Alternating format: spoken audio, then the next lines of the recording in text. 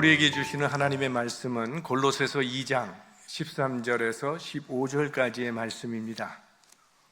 한 목소리로 합독하겠습니다. 또 너희의 범죄와 육체의 무할례로 죽었던 너희를 하나님이 그와 함께 살리시고 우리에게 모든 죄를 사하시고 우리를 거스리고 우리를 대적하는 의문에 쓴 증서를 도말하시고 제하여 버리사 십자가에 못 박으시고 정사와 권세를 벗어버려 밝히 드러내시고 십자가로 승리하셨느니라. 아멘. 자, 오늘은 예수님이 돌아가신 성금요일인데 이 성금요일을 우리가 영어로 Good Friday라고 부릅니다. 이 단어는 처음 들으면 이 표현이 좀 잘 이해가 되지 않을 겁니다. 예수께서 죽은 날인데 그게 왜 Good Friday일까요? 오히려 Bad Friday나 Terrible Friday가 되는 게 맞지 않을까요? 근데 그 이유가 있습니다. 그날이 겉보기에는 비극적인 날이지만 실제로는 가장 기쁘고 복된 날이기 때문입니다. 왜냐하면 우리 인류가 죄와 사망 그리고 사탄의 권세로부터 해방된 날이 그 프라이데이입니다. 마치 우리나라의 광복절과 같은 날이 이 성금요일이라는 거죠. 성금요일은 구원이 이루어진 날이요, 승리가 선포된 날입니다. 고난주간 하면 괜히 좀 센티멘탈한 감상을 가져야 하는 것처럼 이렇게 생각하기가 쉬운데 사실 고난주간은 부활주의를 향한 과정입니다. 그러니까 기독교는 십자가에서 끝나는 종교가 아니죠. 기독교의 결론은 부활입니다. 만약 예수님의 이야기가 십자가로 끝났다면 기독교는 패배한 종교가 되었을 겁니다. 무기력한 종교가 되었을 겁니다. 하지만 예수께서 죽음을 이기시고 부활하셨기 때문에 기독교는 승리의 종교요, 인간을 구원하는 참된 복음이 되는 거죠. 우리가 고난주간을 지킨다고 하는 이 의미는 우리도 부활하신 주님과 함께 그 부활의 승리에 동참하기 위한 것이지 고난의 자리에 머물기 위한 것이 아니라는 거예요. 예수님의 사실 십자가 고난은 부활이 있기 때문에 의미가 있는 것이지 십자가 고난으로 끝났다면 우리가 고난을 위한 고난에 동참할 이유는 없는 것입니다. 그래서 성경을 보시면 이 초대교인들이 많이 사용했던 단어가 승리, 이김 이런 단어들을 많이 사용하셨습니다.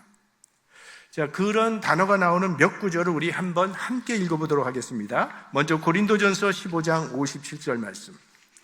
우리 주 예수 그리스도로 말미암아 우리에게 이김을 주시는 하나님께 감사하노니. 로마서 8장 37절. 그러나 이 모든 일에 우리를 사랑하시는 이로 말미암아 우리가 넉넉히 이기느니라. 고린도후서 2장 14절. 항상 우리를 그리스도 안에서 이기게 하시고 우리로 말미암아 각 처에서 그리스도를 아는 냄새를 나타내시는 하나님께 감사하노라. 결코 초대교인들의 삶이 순탄해서 이런 고백을 한 것은 아닙니다. 그들은 가난했고 사회적 지위도 없었고 끊임없는 핍박과 환난 속에 살았지만 승리하신 주님이 그들에게도 승리를 주실 것을 믿었기 때문에 이런 고백을 할 수 있었던 거예요. 예수님께서는 자기 백성에게 버림받으셨고 자기 제자들로부터도 배신당하셨고 거짓 모함으로 말미암아 억울하게 십자가에 달리셨습니다. 그런데 어떻게 십자가에 못 박히신 예수님이 승리자가 될 수 있습니까? 우리 인간의 눈에는 십자가는 철저하게 패배처럼 보일 수밖에 없습니다. 그런데 여기에 복음의 역설이 있다는 겁니다. 십자가는 패배라는 이름의 승리입니다.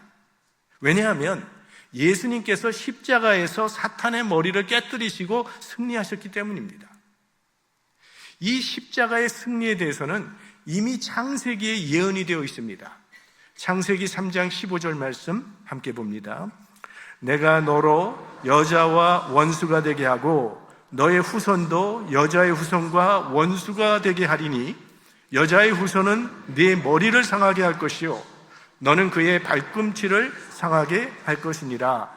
이거는 하나님께서 아담과 하와를 유혹해서 죄 가운데 빠지게 한 사탄에 대한 심판, 어떤 심판을 당할 것인가에 대한 예언의 말씀입니다. 여기 보면 여자의 후손이라는 얘기가 나오는데, 여자의 후손이란 누굴 말하는 것일까요? 예수 그리스도. 세상 모든 사람들은 다 남자의 후손입니다. 하지만 예수님은 남자의 도움 없이 성령으로 잉태되셨기 때문에 여자의 후손입니다. 그런데 이 말씀을 보면 사탄은 여자의 후손인 예수님의 발꿈치를 상하게 한다 했습니다. 발꿈치를 상한다고 하는 것은 이건 치명적인 상처는 아니죠. 죽을 만한 것은 아니라는 거예요. 그런데 이 발꿈치를 상하게 한다는 그 뜻이 십자가를 말하는 겁니다. 그리고 여자의 후손인 예수님은 사탄의 어디를 상한다? 머리를 상한다. 이거는 치명적이고 결정적인 멸망을 말하는 것입니다. 그러니까 예수님의 십자가는 이게 겉으로 보기에는 패배처럼 보이지만 그건 발꿈치를 상하는 정도고, 실제로는 사탄의 머리를 깨뜨려버린 결정적인 승리의 사건이에요. 그러니까 예수님께서는 십자가를 통해서 승리를 이루신 겁니다. 이것이 십자가 안에 담겨있는 놀라운 역설입니다. 그래서 사탄은 예수님께서 십자가의 길을 걸어가지 못하도록 처음부터 집요하게 방해했습니다. 예수님께서 공생애를 시작하시면서 40일 금식 기도할 때, 그때 사탄이 찾아와서 유혹을 하죠. 어떤 유혹입니까? 그 세 가지 시험을 생각해 보면 십자가를 통하지 말고 영광과 능력의 메시아로 살게 하려는 그런 시험이요, 유혹이었습니다. 그리고 예수님의 공생애 3년 공생애 내내 예수님을 왕으로 삼겠다고 하는 무리들을 통해서 끊임없이 예수님을 흔들었죠. 십자가의 길을 가지 말라고. 그 영적 싸움의 절정이 겟세마네 동산의 기도였습니다. 그리고 그 싸움은 마침내 십자가에서 종결되었어요. 십자가는 승리가 완성된 자리예요. 흔히들 십자가는 패배고 부활은 승리라고 생각하기 쉽습니다. 그러나 실상은 이 십자가야말로 승리의 사건이고, 부활은 그 승리를 확증해 준 사건입니다. 그러니까 부활은 십자가가 승리였다는 것을 만천하에 증명해 주는 사건입니다. 자, 오늘 우리가 읽은 이 본문에는 십자가의 역할을 두 가지로 설명하고 있습니다. 첫째는 십자가는 인류의 죄를 대속한 사건입니다. 오늘 우리가 읽은 본문 13절과 14절 한번 다시 보겠습니다.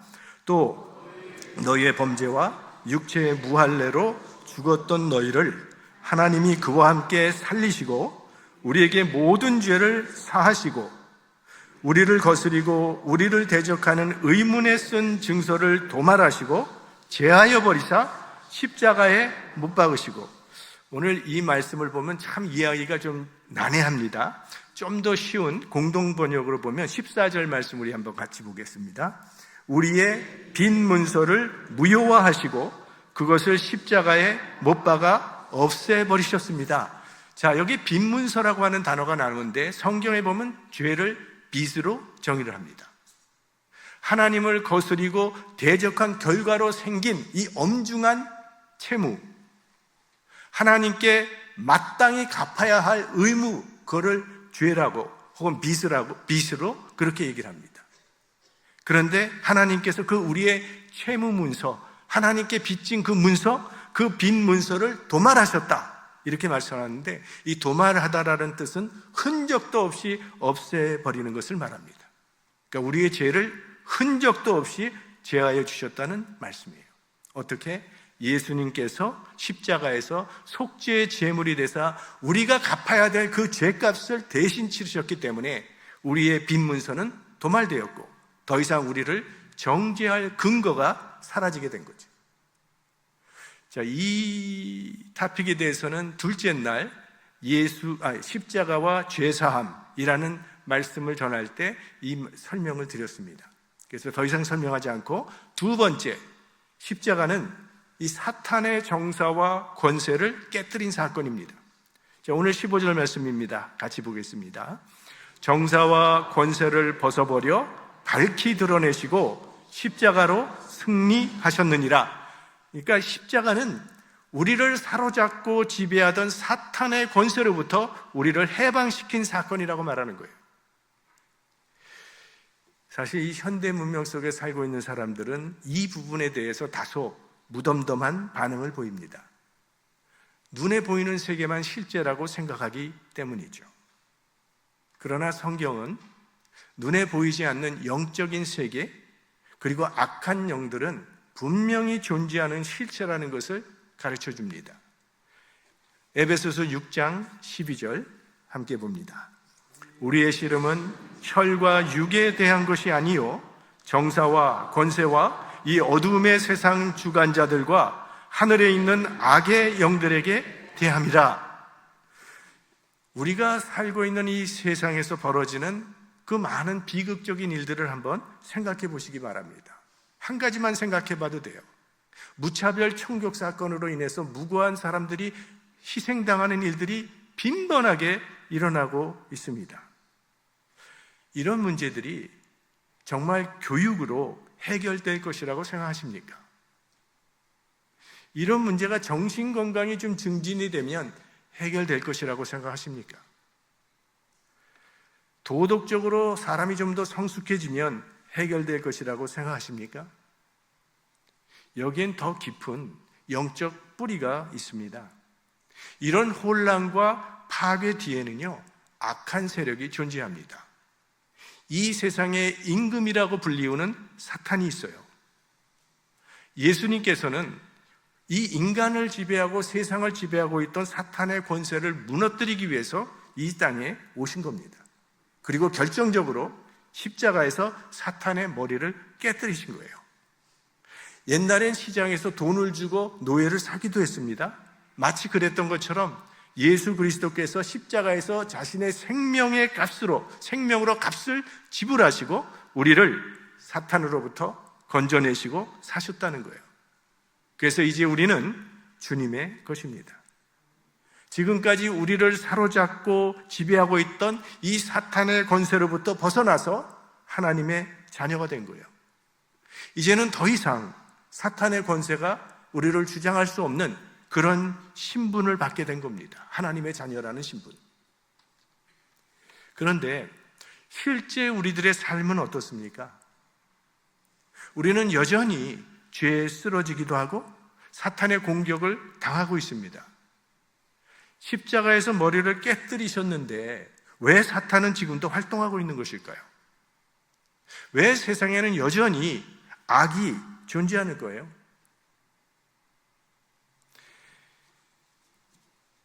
한 주일학교 어린아이가 선생님에게 물었다고 합니다.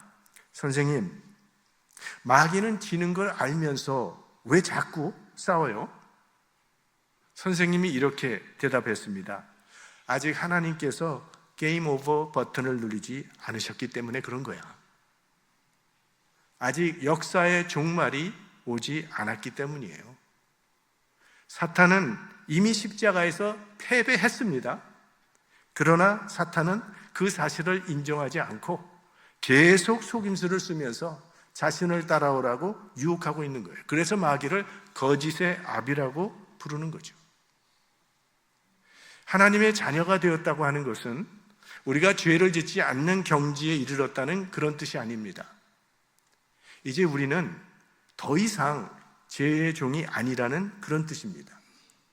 그러니까 예수 믿기 전에는, 하나님의 자녀가 되기 전에는 선택의 여지가 없었습니다. 그때는 죄의 종이었기 때문에 죄를 지을 수밖에 없었어요. 종은 주인이 시키는 대로 할 수밖에 없습니다. 그러니까 그때는 죄가 우리를 지배했고 죄가 우리를 쥐고 흔드는 삶을 살 수밖에 없었습니다. 하지만 이제는 우리는 죄의 영역에 속한 사람이 아니라 하나님의 은혜의 영역에 속한 사람들이에요. 비록 죄의 영향력 안에 살아가고 있고 죄의 유혹을 받으며 살아가고 있지만 더 이상은 죄가 우리를 지배할 수 없는 하나님의 자녀가 된 거예요.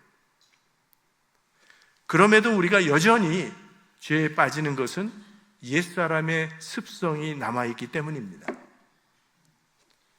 한번 말씀드렸지만 우리 미국에서 태어나서 자란 2세들, 그 2세들이 수련회를 가면 반드시 먹는 음식이 있대잖아요. 육개장, 신라면, 너구리. 이런 것들을 그렇게 먹는단 말이죠. 2세지만 1세 부모에게 길들여져 있기 때문에 그런 거죠. 링컨 대통령이 노예제도를 폐지했을 때 법적으로 모든 노예는 자유인이 됐습니다. 하지만 자유를 누리지 못하고 다시 노예로 산 흑인들도 많이 있었다고 합니다. 그러니까 노예의 습성이 그대로 남아 있었던 거죠. 우리들도 옛사람의 습관 때문에 이 죄의 유혹에 흔들리고 넘어지게 돼요. 그럴 때마다 나는 왜 이런 걸까?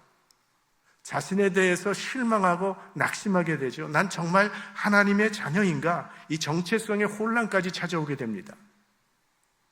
이렇게 죄로 인해서 고민하고 갈등하는 우리들을 향해서 사도 바울은 이렇게 권면을 합니다. 로마서 6장 11절 말씀 함께 보겠습니다. 너희 자신을 죄에 대하여는 죽은 자요 그리스도 예수 안에서 하나님을 대하여는 산 자로 여길지어다. 여기 이 여길지어다라고 하는 단어가 대단히 중요한 단어입니다. 여길지어다라고 하는 이 단어의 뜻은 그렇게 인정하고 살아가라는 그런 뜻입니다. 죄에 대해서는 죽고 하나님에 대하여는 산 자로 여길지어다. 내가 누구인지를 알고 기억하고 그에 맞게 살아가라는 그런 의미입니다. 한 농부가 들에서 독수리 알을 하나 발견했습니다. 그래서 그 독수리 알을 들고 집에 와서 그걸 닭장에 넣었습니다. 그랬더니 닭들이 그 알을 품어서 부화를 시켰습니다. 그렇게 태어난 독수리는 이제 닭들 사이에서 자라게 되죠. 이 독수리를 보니까 닭들이 하는 대로 땅을 쪼면서 계속 울타리 안에서 살아갑니다. 자기가 닭인지 아는 거예요. 그러던 어느 날 독수리 한 마리가 하늘을 날아가는 것을 보게 됩니다. 그래서 궁금해서 옆에 있던 닭에게 묻습니다. 저건 뭐니? 저건 독수리야. 독수리는 하늘을 나는 새야. 우리는 닭이라서 저렇게 못 날아. 이 독수리는 고개를 끄덕이면서 그렇구나. 나는 닭이기 때문에 날지 못하는 거구나. 그러면서 고개를 숙이고 계속 땅만 쪼면서 살아갑니다. 자, 그런 모습을 지켜보고 있던 농부가 어느 날 이 독수리를 데리고 높은 곳으로 가서 야, 너는 하늘을 나는 독수리다. 이제는 날개를 펴고 하늘을 날아 하면서 독수리를 공중에 던졌더니 마침내 이 독수리가 날개를 펴더니 하늘 높이 날아가더라는 거예요. 내가 누구인지를 아는 것, 내가 누구인지를 기억하는 그것이 우리가 바른 삶을 살게 하는 능력이 된다는 겁니다. 그래서 아마 우리 가운데 아버지 학교라는 데를 다녀보신 분도 계시겠지만 아버지 학교에서 시작할 때 가장 먼저 하는 말이 있지 않습니까? 주님, 제가 아버지입니다요. 주님, 제가 아버지입니다. 이겁니다. 가정적인 아버지가 되세요. 좀 다정한 아버지가 되시고 자녀들과 좀 대화를 하시고 이런 말보다 제가 아버지입니다라고는 이 정체성을 선언하는 거기에 더 무궁무진한 힘이 있는 거예요. 이 나는 아버지입니다라는 이 한마디 말 안에 방향성이 있고 그 안에 책임이 있고 의무가 있고 자세가 다 들어있습니다. 내가 아버지라고 하는 이 정체성이 확고해질 때 어떻게 살아야 할지가 결정되는 거예요. 사랑하는 성도 여러분, 내가 누구인지를 기억하시기 바랍니다. 저를 한번 따라해 주십시오. 나는 하나님의 자녀입니다. 나는 성도입니다. 나는 하나님의 자녀입니다. 죄가 마음문을 두드릴 때마다 나는 주님이 십자가의 핏값으로 사신 하나님의 자녀라는 사실을 꼭 떠올리시고 기억하시기 바랍니다. 그 정체성을 굳게 붙들 때 우리는 죄에 끌려다니는 사람이 아니라 은혜 안에 살아가는 하나님의 사람으로 서게 될 것입니다. 우린 여전히 죄의 영향권 안에 살고 있습니다. 평생 죄와 싸워야 합니다. 사탄은 끊임없이 우리를 공격하고 우리를 넘어뜨리기 위해서 시험하고 유혹할 것입니다. 승리의 찬가를 부를 때도 있을 것이고 쓰러져 낙심할 때도 있을 거예요. 그러나 우리가 반드시 기억해야 할 것은 저와 여러분은 최후의 승리가 보장된 싸움을 하고 있다는 사실입니다. 예수 그리스도께서 십자가에서 사탄의 권세를 깨뜨리고 승리하셨기 때문입니다. 이 승리하신 주님께서 우리들도 우리에게 주어진 믿음의 경주에서 승리할 수 있도록 함께하여 주실 것입니다. 우리 속에 착한 일을 시작하신 이가 그리스도 예수의 날까지 이루실 줄로 믿습니다. 이 예수님의 승리를 나의 승리로 붙들고 살아가는 하나님의 자녀들이 될 수 있기를 주의 이름으로 축원합니다.